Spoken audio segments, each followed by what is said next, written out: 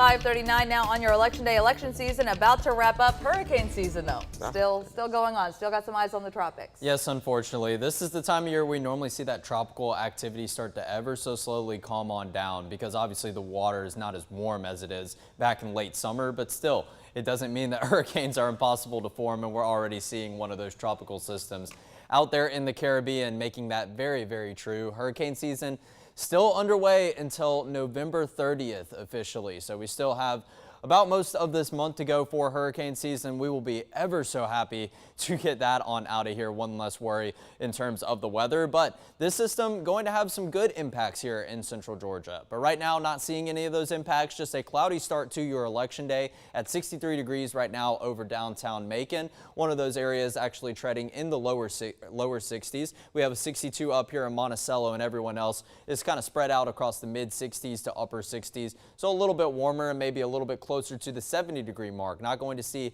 much of a temperature spread over the next couple of days here in central Georgia.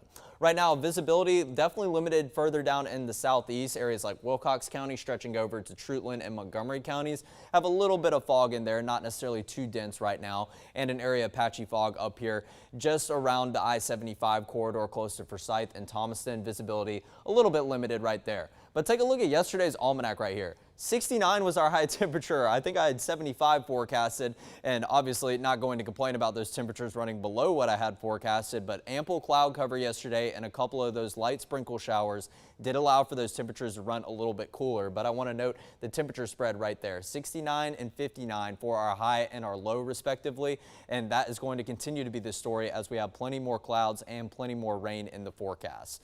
Although I do say that, not the case today. Going to be a nice election day, just a little bit warm, 83 degrees. Yes, it's going to run maybe about 14 degrees warmer than yesterday, and some morning fog that I just showed you already in the picture going to lead the way into a mostly sunny afternoon.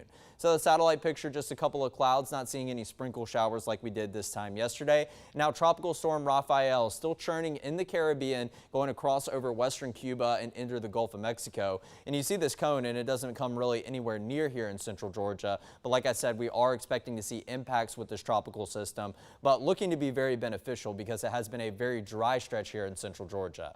But just want to note that when Rafael is churning into the kind of southeast Gulf of Mexico, already pushing a bunch of tropical moisture here into central Georgia, and that's going to last from Wednesday on into Thursday before Rafael kind of takes a more westerly direction out further to the west on the Gulf Coast. So in terms of future view, like I said, today going to be quite nice. You can't rule out a slim chance of a sprinkle shower, one or two of those green blips. So maybe have the umbrella ready just in case, but going to be a lot like the showers that we did see yesterday.